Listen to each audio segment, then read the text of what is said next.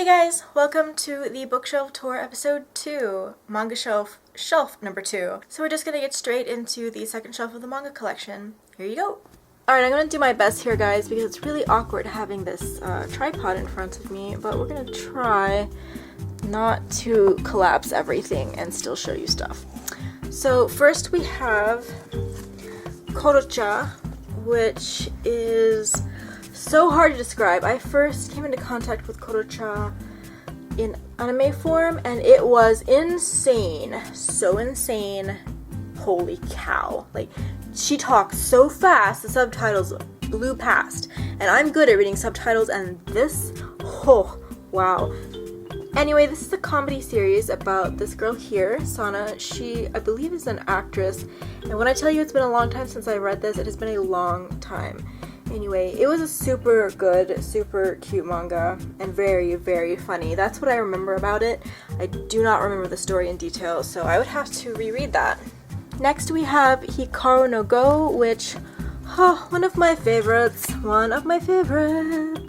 So you know how they do, anime and manga about basketball and tennis and all that stuff. This is sort of like that, except it's a board game. This is the manga that brought the game of Go back to life in Japan. So yes, I did in fact go learn to play Go while reading this series because I had to, because otherwise I didn't know exactly what was happening. But this is really good. It's definitely a shonen series, so it's got your typical rivals and the desire to get stronger and all of that. But in general, excellent series. I really enjoyed it. Next here we have Fruits Basket. This is the fan book, so that's not actually the first one at all. We're having to start at the back for most of these. Fruits Basket is a shoujo series that is just amazing. It's comical in ways I cannot describe. It is emotional and just so fantastic. It's about the girl Toru Honda who comes across this family, that's most of the people pictured on the various covers, this family of people who don't really have contact with others because when they are hugged by a member of the opposite sex, they turn into their corresponding zodiac animal, and that causes all kinds of chaos. And Toru Honda ends up living with 3 of these people, and hilarity ensues, as does the occasional period of weeping. So it's just so good. Definitely read this and watch the anime if you would like to. The anime does not cover the majority of the series. It only goes up to the first few volumes and then stops. So to see the rest of the series, to see what really happens at the end, you gotta read it. So what's stuck up here? What is all of this? Oh, I don't know what this is. Oh, yeah. Okay, this is book 2 of the 4 Constables. I don't even have book 1. I bought this solely for the art, actually, back when I was in animation school because I really loved all of the full color pictures and this character right here because he looks like one of my characters, except nice. So, yes, I bought this for the artwork. It's very pretty. The 4 Constables. I don't know what it's about. I never read it. I just looked at it. We have Grand Guignol Orchestra, a 5-book manga series by Kaori Yuki. And if you do not know who Kaori Yuki is, beware. Because you see this, creator of Angel Sanctuary and Godchild, these are the 2 most disturbing stories you'll probably ever read in manga. And Angel Sanctuary is, yes, but Godchild tops it. Godchild tops it by orders of magnitude that are so great they cannot be counted. So yes, Kaori Yuki. She will devastate you.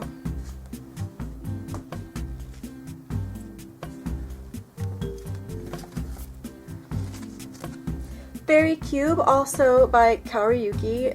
This is one of her lesser known ones. In fact, it's actually not her best at all, and I don't even remember what it was about. Sorry. About a brother and a sister, probably. She really has a thing for questionable sibling interaction. really has a thing for it. I have never seen her write something that didn't have something strange going on with siblings.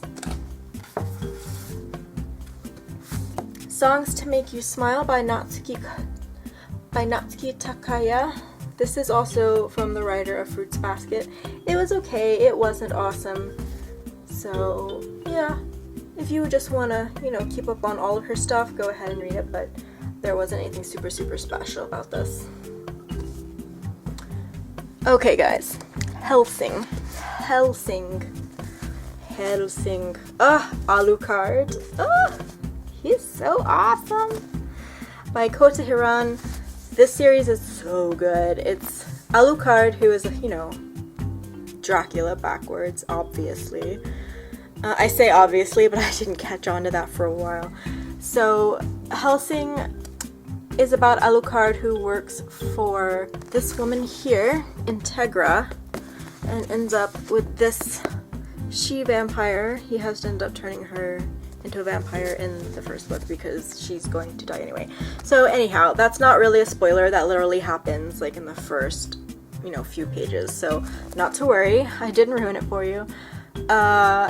They fight Nazis and pretty much anything that's a danger to the British Crown. So yes, this series is insane. So much fighting, so much violence. If you cannot tolerate things being demolished, don't read this, but otherwise do definitely read it. It's very exciting. And Walter the butler, holy cow, you guys, Walter's amazing. He's all quiet in the background, and the next thing you know, he just starts whipping things out, weapons all over. Actually, just one weapon, and he used it so well. But there is a second version of this. There's like a Hellsing The Beginnings kind of story that they started over in Japan, and I have only seen the first chapter or two of it before I couldn't get a hold of it. So that one talks about Alucard and Walter as kids, guys. Hilarious, disturbing, awesome. If you know where I can get copies of that, you let me know. INVU by Kim Kong-won. I guess this was a Korean one. I have not read this in a very long time, and I don't remember what it's about. I want to say it's about models, but I think that's wrong. So, I'm going to reread this, I think, and get back to you. I don't know if there are only 5 volumes. It seems like volume 5 came out not all that long ago, whereas the first 4 came out a very long time ago, so 5 came out sort of late compared to the others. But then Tokyo Pop was always notoriously slow about everything, so that's not a surprise. It may or may not be finished, seeing as how Tokyo Pop folded, so we'll see. Honey Hunt by Miki Aihara, about a girl who gets into show business, whose mother was an actress, or is an actress, and the guys that she comes across, and the guys who like her but she's afraid of, and the guy she thinks she likes who's really not that good for her. This is very similar in that particular sort of theme to Hot Gimmick, which is also by Miki Aihara. Again, this girl is in love with one guy, but he's a jerk, and another guy likes her. She doesn't even know. It sort of disturbs me the way the girls are in these books, but to be honest, they're good stories and they're well done, so give them a try, and if you don't like them, that's okay. I'll understand why you don't, but I would definitely attempt reading them first. Like I said, they're really well done and the art's beautiful, but some of the social commentary, in my opinion, is sort of sketch. Commentante by Matsuri Akino. Not the best of the Matsuri Akino books, but still good, about a crime fighter who shows up when these crime fiction writing school kids need his help, and the question is whether or not is he a real person or not. So interesting, but not her best. Genju no Seiza, also by Matsuri Akino. This one did not finish coming out because thanks a lot Tokyo Pop, you're the worst ever. But it has to do with this boy who's supposedly a reincarnated king, and his protector animals they come to help him, but at first they think that he's not really the real king, that he's an imposter, so they're trying to kill him, and then it turns out that they realize they're wrong, and so they end up on his side, and blah blah blah, celestial politics, blah blah blah. Good stuff, good stuff. Still not the best of this author, but good. Now, Pet Shop of Horrors. Pet Shop of Horrors is the best, in my opinion, of this author's stuff. This is Count D, who runs a pet shop in Chinatown in an unnamed US city, or at least I don't remember it ever being named. Anyway, all kinds of weird things happen around the pets who he sells to people. There are always these restrictions about the pets, right? So you're not supposed to feed the pets water, you're not supposed to tell anyone you have the pet, etc, etc, etc. Well, stuff happens, and this detective named Leon is all up in Dee's business, and like, what's going on with these pets? These are like personifications of some of the pets, and that's Leon in the middle. So he can't see them. His nephew, or whoever this is, I think this is his nephew, can see them as people. But this series is very good, and if you've seen the animated sort of 4-episode series of this, it's good, but it does not give you all the flavor of this series at all. This series is funny, it's dramatic, it's a little bit scary at times, it can be really emotionally devastating at times. The first book, I literally, when I finally got it, I was like, oh my god, the first book of Pet Shop of Horrors, I can't wait. And I sat down and I read it in a hotel room while a friend of mine was meeting another friend. And I literally stopped reading and put the book on the table and couldn't talk for like 2 whole minutes. And my friend's staring at me like, what's the matter? And I'm like, I don't know what to do with myself. I think I've just been permanently damaged. So also on this shelf is Pet Shop of Horrors Tokyo, which Count D has moved from the States to Japan and is in Tokyo, where he set up shop in the building of this Chinese mafia guy. I think that's what's going on there.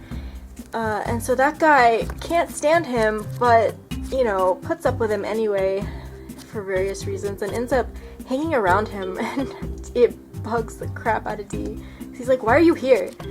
Anyway, so Dee's up to his old hijinks, and the guy who owns that building thinks he's like selling people, which isn't really what Dee's doing. It's more complex than that, and of course it's pets, not people, but yes, so all good. These two, Pet Shop of Horrors Tokyo, definitely the best. Matsuriki no. This one's good also, but not as good as these. And again, Hot Gimmick and Honey Hunt are good, but if you think women who obsess over guys are stupid, then you might not love it. Definitely read Fruits Basket, is absolutely worth it, as is Hikaru no Go. And if you learn to play Go, we should play together. And that was Shelf 2. Come back for Shelf 3. See you soon. Bye bye.